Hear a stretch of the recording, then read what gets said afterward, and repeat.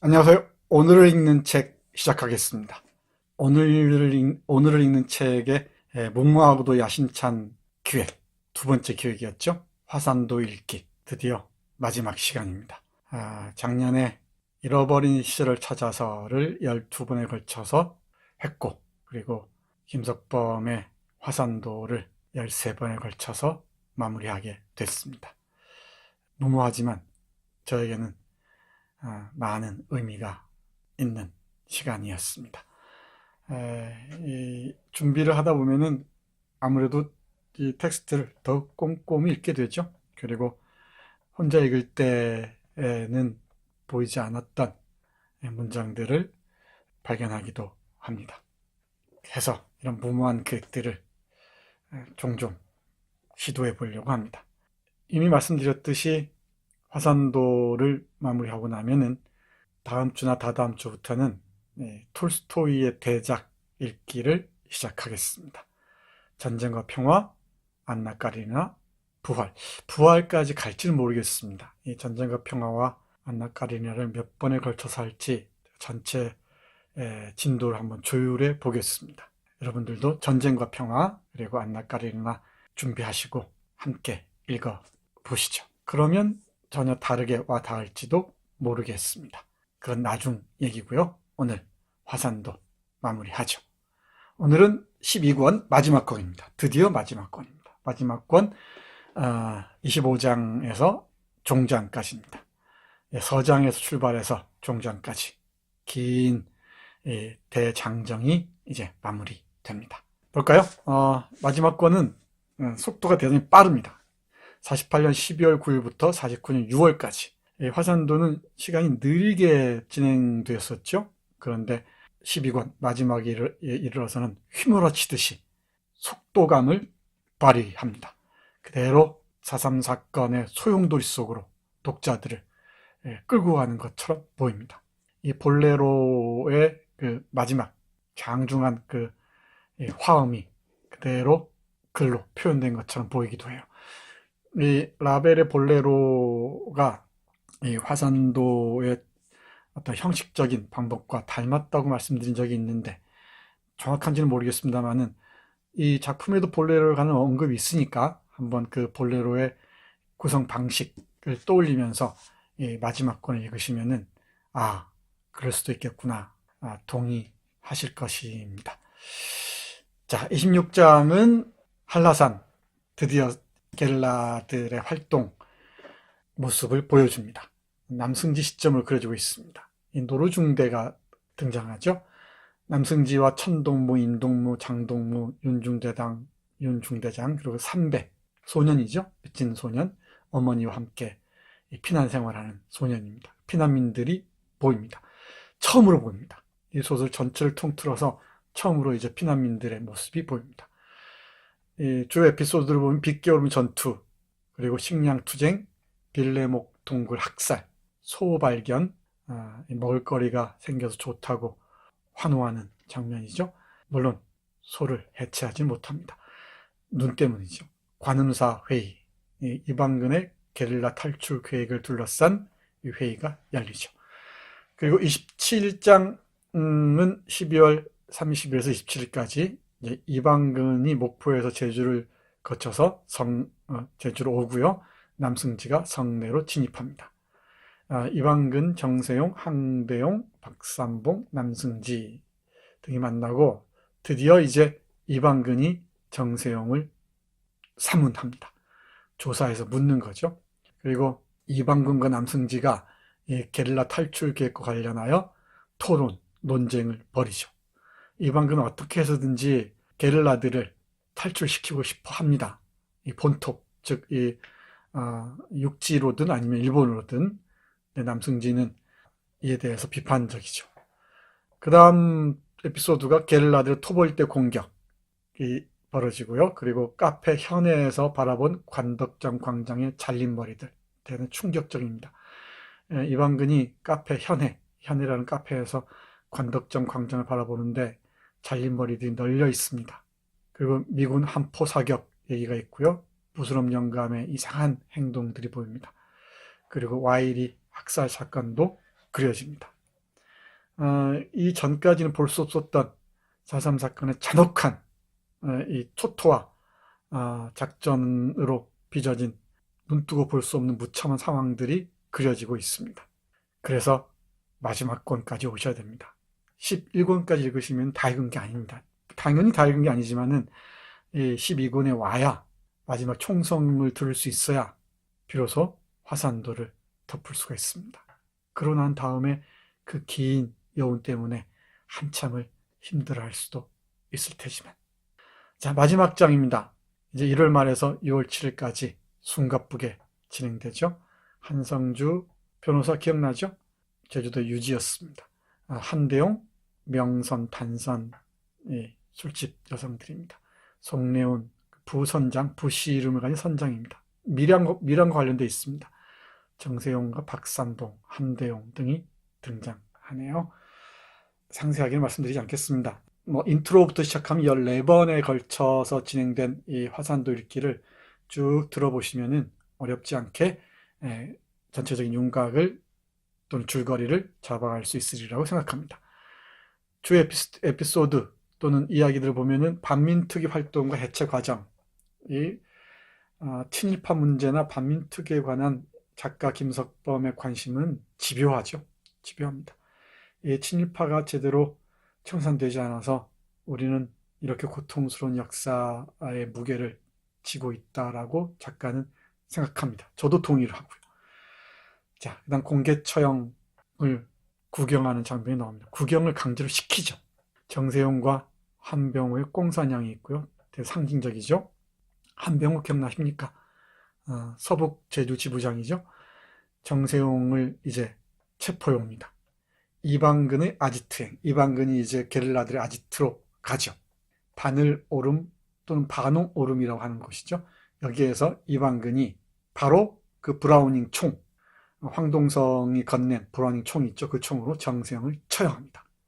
남승지에게 주었던 그 총을 다시 받아서 죽이죠. 3월 대공세, 11월 대공세가 있었고요. 3월 대공세가 있었는데 이 민간인들이 적이었던 거예요. 자신의 그 같은 민족들이 적이었던 겁니다.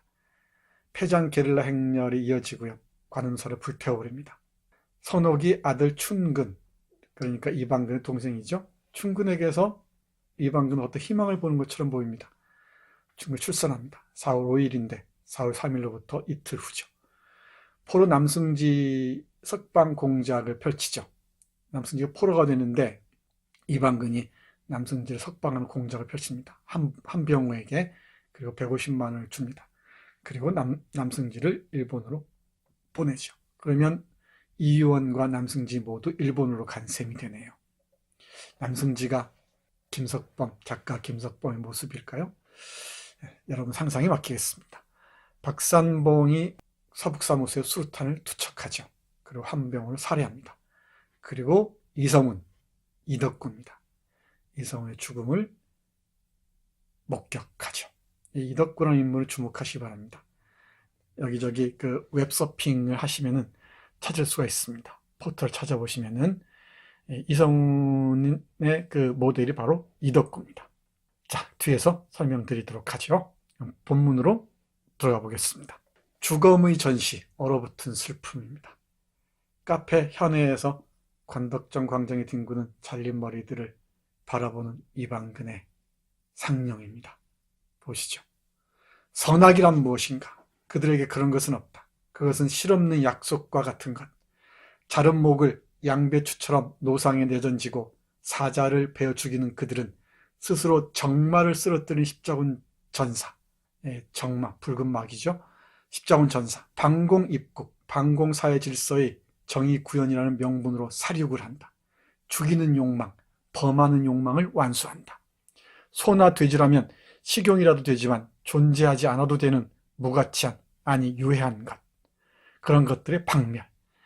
신성한 대한민국의 존립에 30만 제주도민은 필요 없다. 바리케이드의 경찰들이 읍내의 길을 향해 총을 겨누고 있는 창틀 속의 구도가 조금 움직여 기계장치처럼 움직여 무기적으로 사륙이 생기고 있다. 유기체를 죽이는 게 아니고 무기적으로 사륙이 벌어지고 있는 걸 표현한 부분입니다. 거기에는 우리들의 일상 속을 우왕좌왕하고 있는 선도 아니고 악도 아닌 그것을 초월하는 파괴와 쾌락의 본능이 물리적으로 움직여 살인이라는 사실이 있고 비명이 들려온다. 공포 앞에서 정신은 불능이 된다. 공포 앞에서 정신은 불능이 된답니다. 이 얼마나 무지막지했겠습니까? 이 전시된 주검들, 그 공포 속에서 슬픔마저도 얼어붙습니다. 이 상념은 꼼꼼하게 읽어둘 필요가 있죠. 이 제주 4.3과 관련된 작품들이 많이 있지만은 이렇게 고통스럽게 그 내면의 슬픔을 표현한 문장을 찾아보기는 또 쉽지가 않습니다. 네, 다음 볼까요? 반민특위와의 공작. 이승만과 그 하수인들, 미 군정을 등에 업은 이른바 친일 세력들이죠. 친일 세력들은 반민특위와의 공작에 혈안이 되죠. 결국은 와해시켜버리죠. 무너뜨려버립니다. 49년에 이르러서는 반민특위가 해체돼 버리고요. 온갖 공작 끝에 해체돼 버리죠. 그리고 친일 청산 문제는 유야무야 돼버리고 맙니다. 그리고 오늘날까지 이어지죠. 하버드 대학의 미츠비시 교수인 램지어 교수를 응원하는 국내 극우도 아니죠. 그런 세력들이 판을 치는 그런 이상한 상황까지 오게 된 겁니다. 바로 이 점이죠. 제가 화산도를 처음 시작할 때 해방공간을 읽는 것은, 그리고 제주 4.3을 읽는 것은 한국 현대사의 원점을 읽는 것이다 라고 설명드린 바가 있습니다. 그 지점을 읽으면은 대한민국의 역사의 전개들을 그대로 펼쳐볼 수가 있습니다. 그 핵심에 바로 친일파들의 공작이 놓여 있죠. 노일배, 노덕술입니다. 노덕술 체포, 이승만 담화가 전해지죠. 신문을 통해서. 노일배 체포에 대한 이승만 대통령의 담화에 관해서는 얘기가 없었습니까? 얘기를 주고받는 부분입니다. 이방근과 남승진가요? 반민특위에 의한 수도경찰청 간부 노일배의 체포의 즈음에 이승만은 반박 담화를 발표했는데, 그것은 반민특위 관계 국회의원들이 암살 계획 주모자들인 노일배를 공산당 사냥의 뛰어난 기술자이자 대한민국에 유의한 쓸모있다는 얘기죠. 쓸모있는 인물이라고 칭찬하면서 그를 처단하는 것은 공산당이나 하는 짓이라고 비난하는 내용이었다. 노일배와 이승만이 얼마나 긴밀한 관계였는지, 다시 말해 노덕술과 이승만이 이 대한민국 권력의 핵심에 있었다는 것을 알 수가 있죠.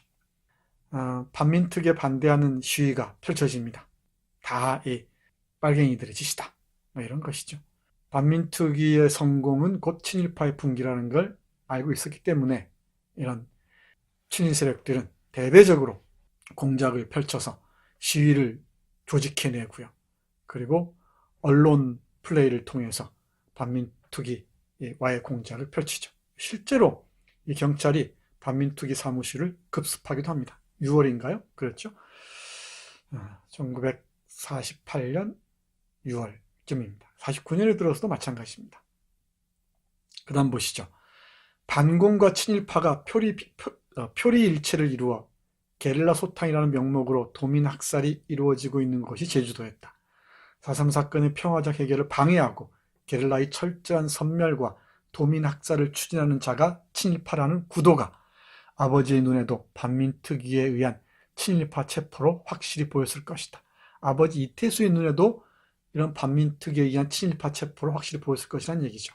그러니까 게릴라의 철저한 섬멸과 도민 학살을 추진하는 자가 바로 친일파라는 것, 그리고 4.3 사건의 평화적 해결을 방해하는 것이 바로 친일파라는 것, 이걸 아버지 이태수마저도 이제 확실히 알게 되었을 것이라는 말입니다. 조금 더 볼까요? 228페이지를 보면은 또 이렇게 얘기합니다. 신생 대한민국의 국제적 위신에 치명상을 줄지도 모른다고 생각하고서 이 친일파 세력들은 그것을 낳아준 부목격인 미국에게도 마찬가지였고, 그 중에서도 전쟁의 진원지인 제주도 게릴라 섬멸은 친일파 정권을 유지하고 그 생존을 담보하는 것이었다. 이 부분에 주목하시죠. 전쟁의 진원지인 제주도 게릴라 섬멸은 친일파 정권을 유지하고 그 생존을 담보하는 것이었다. 이 작가가 4.3을 바라보는 시선이 분명하게 드러나 있습니다. 조금 더 보면 이렇습니다. 정부 내의 친일파 수청, 이 당연한 일이 실현되면 현 정권이 붕괴된다. 이승만 정권이 붕괴된다는 것이죠. 그러나 그건 역시 있을 수 없는 일일 것이다. 해방 후 미국이 비호, 육성해온 친일파다. 지금도 이 발언은 유효합니다. 친일파를 얘기하면은 눈이 화등잔만 눈이 휘둥그레져서 이 비판하는 사람들이 있죠. 자기 아버지를 욕하는 사람을 본 것처럼 펄쩍 뛰는 사람들이 있습니다. 바로 이 후손들이죠. 후예들입니다. 뭐 어떤 정당이라고 얘기하지 않겠습니다만 이게 역사입니다. 이게. 이 역사가 지금까지 이어져 오고 있는 것이죠. 제주 4.3은 바로 이 지점에서 다시 읽어야 됩니다. 한국 역사의 그 갈등과 모순, 친일파들의 그 집요한 공작이 빚어낸 참사였다는 것. 그 점을 꼭 기억해야 할 줄로 압니다. 정세용 처형, 정세용 기억나시죠? 이방근의 외가 쪽 팔촌형이었죠? 팔촌형이었습니다. 경찰로 신분 상승을 하기 위해서 평화 협상을 어떻게든 와해시키려고 했죠. 그 사실을 문난설의 육촌 오빠인 문동을 통해서 이방근은 전해 듣죠. 정세용 때문에 평화 협상이 와해돼 버렸고 제주도에 이런 눈뜨고 보지 못할 참상이 빚어졌다는 것이죠. 정세용을 처형합니다. 이방근 자신이. 보시죠. 눈 가리기를 풀어줘. 소리칠 힘을 잃은 정세용이 격한 숨을 토해내며 매우 쉰 목소리를 냈다. 풀지마. 이방근이 말했다. 앞에 있는 건 이방근이로군. 눈 가리기를 풀어. 풀지마. 눈 가리기를 풀어줘. 놈의 얼굴을 봐야겠다. 풀지마. 풀어줘. 풀면 끝이다. 죽이지 못할지도 모르니까. 얼음팔이 표적을 향해 움직인다. 전신이 폭발하는 무시무시한 마찰이 얼음의 열을 바라며 등을 뛰어오른다. 풀지마. 눈 가리기가 풀리자 2m 거리에서 시선이 충돌했고 정세용이 끼악하고 무서운 비명을 지른 순간 거의 지옥의 불꽃이 들여다보이는 그 눈을 향해 발사되려던 권총의 총구멍이 왼쪽 가슴을 향해 불을 뿜었다. 찌른 칼날을 뽑는 듯한 감각이 이방근의 전신을 서서히 달렸다. 감각이 이방근의 온몸을 스치고 갔다는 얘기죠. 감각이 뒤흔들고 갔다는 얘기입니다. 그런데 이제 또 분노한 사람들이 정세용의 목을 자르는데 또 그래서는 안 된다고 이방근은 분노하는 장면들도 있습니다. 자신의 친척인 정세용의 처형, 대단히 문제적인 장면이죠. 평화협상을 와해시킨 이 주범인 정세용을 처형함으로써 일단락이 지어진 것 같지만 여기에서 끝나지 않죠. 유달연과 정세용의 이 신문과 처형은 결국은 자기 처형으로까지 이어져야 완성됩니다. 이방근 자신이 스스로를 처형하지 않고서는 이 처형은 완성되지 못하다는 게 작가 인식이었던 것 같습니다. 이 점이 중요합니다. 이 점이. 이방근이 의로운 사람이어서 불의한 이 유달연과 정세용을 처형하고 영웅으로 자리하면 이 소설은 제가 보기에는 싸구려가 됩니다. 유달연과 정세용을 처형한 이방근이 자신마저도 처형함으로써 어떤 이 4.3의 의미, 혁명의 의미를 새롭게 자리매김하고자 했던 것이죠. 이 점에 저는 주목하고자 합니다. 해서 이방근이 스스로에게 총을 겨눈 그 총성 이후에 4.3을 다시 봐야 하는 그 이유가 바로 여기에 있죠. 이방근을 쏜 총성의 여운이 남긴 이 4.3의 의미를 우리는 읽어낼 필요가 있는 것이죠. 자, 그 다음 보겠습니다. 다시 고향 또는 조국을 떠난 사람들. 이런 제주에서 참담한 상황이 벌어지니까 제주로 돌아왔던 많은 사람들이, 일본에서 돌아왔던 많은 사람들이 다시 제주를 떠납니다. 보시죠. 배는 동난의 고향인 섬을 버리고 떠나가는 사람들을 가득 실어 100명에 가까웠지만 대부분은 뱃삭시 없었다. 언제까지나 이어질 일은 아니었다. 저주받은 이 섬을 떠나려는 자는 많이 떠나라. 그리고 살아남아라. 저주받은 민족, 산에 있던 조직이 뿔뿔이 흩어져 하산해 온 자, 수용소에서 일단 석방되었지만 섬을 떠나는 자, 경찰에 쫓기고 있는 자, 뱃삭스를 내고 섬을 떠나는 자, 남승진은 몇 명인가 같은 그룹은 아니지만 산의 동지를 만난 모양이었다. 그러나 거의 말이 없었다. 남승지를 포함해서 많은 사람들이 제주도를 떠납니다. 얼마나 이 정내미가 떨어졌으면, 또 얼마나 고향이 두려운 장소였으면, 이 무슨 운명이란 말입니까? 이 자신을 내팽개친, 자신을 학살하고 억압했던, 그리고 자신을 짓밟았던 이 제국의 본토 일본으로 다시 돌아가야 하는 이 사람들의 심사는 어떠했을까요? 고향과 조국을 두고 떠나야 하는 마음을 헤아릴 수는 있겠습니까? 이게 아마 자이니치, 김석봉을 비롯한 이 제일들의 비통한 심경이 아니었을까 생각합니다. 계속 보겠습니다. 양준호는 죽었다. 남승진은 울고 있는 것 같았다. 닿았던 볼이 조금 움직이며 눈물방울이 넘쳐 흐르는 순간 이방근은 뜨거운 것이 자신의 볼을 적시는 것을 느꼈다. 오열할 듯 숨을 참고 있는 남승지의 격한 고동을 이방근은 가슴으로 직접 들었다.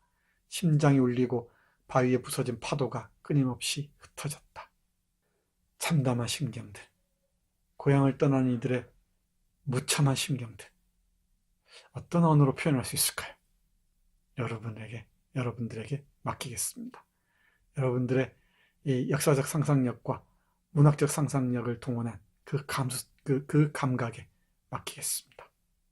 그리고 또 하나 빠뜨릴 수가 없죠. 이 이성훈, 이덕구의 죽음. 앞에서 죽음의 전시라고 말씀드렸는데, 이덕구라는 뛰어난 인물입니다. 제주 사람들이 정말 존경에 맞지 않는 혁명가였다고 얘기하죠.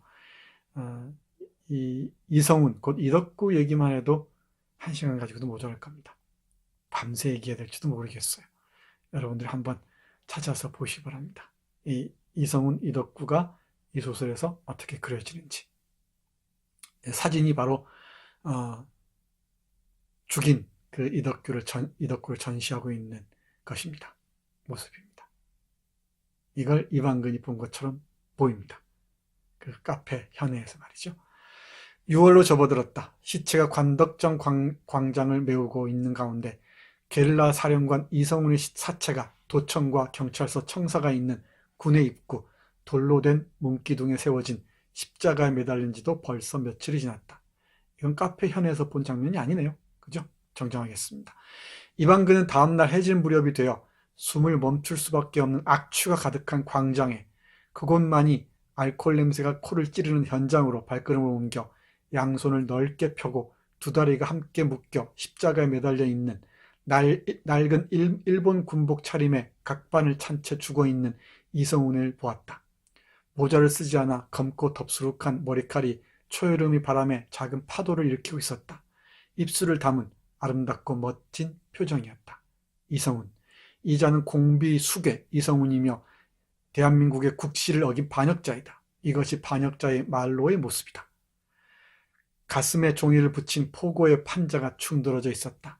시체들의 고약한 냄새 속에서 알코올 냄새는 장기간의 전시에 버틸 수 있도록 이성훈의 사체 전신에 뿌려져 있었다.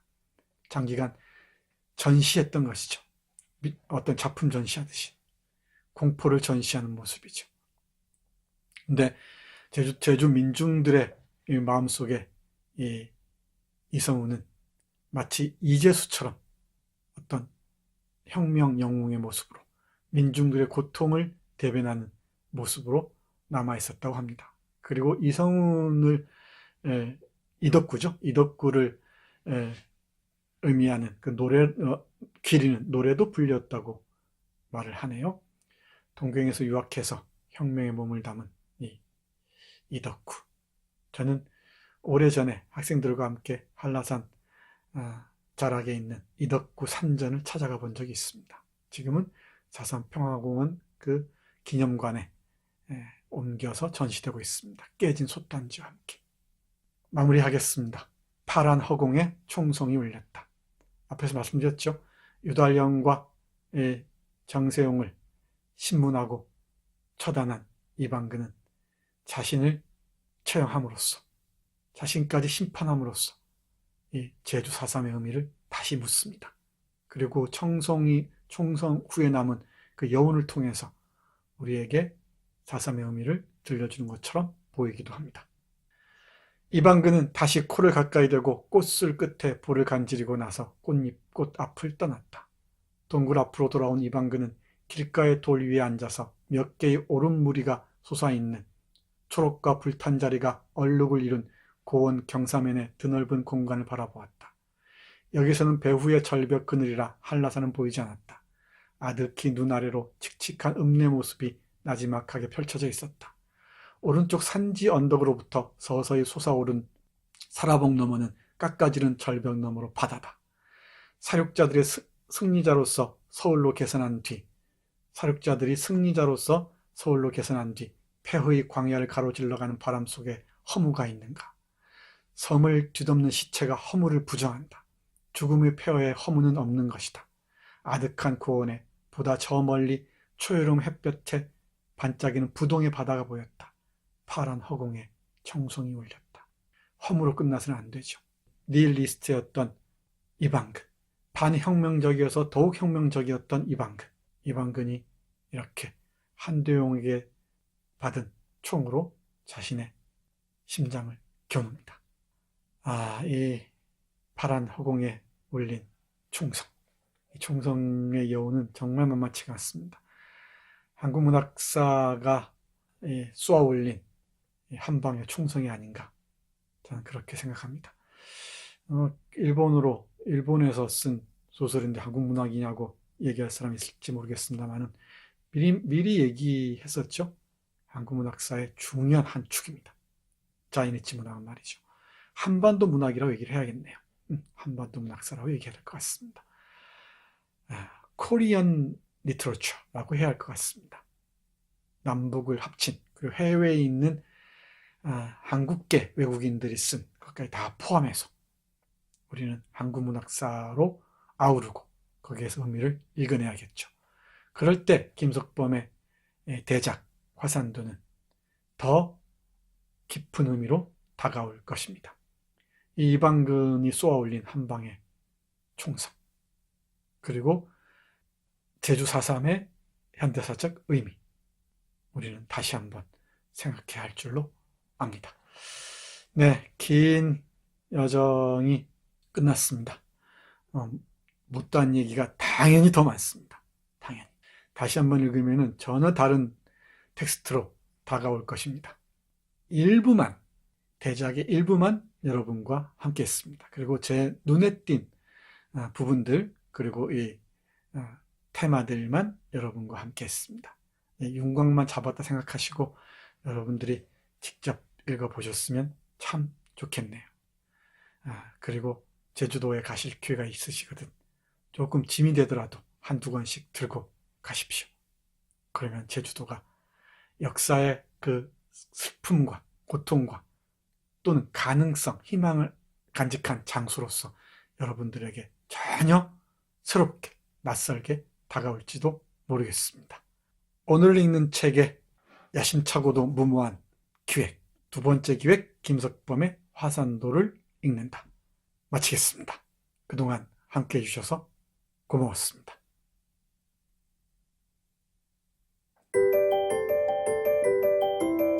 기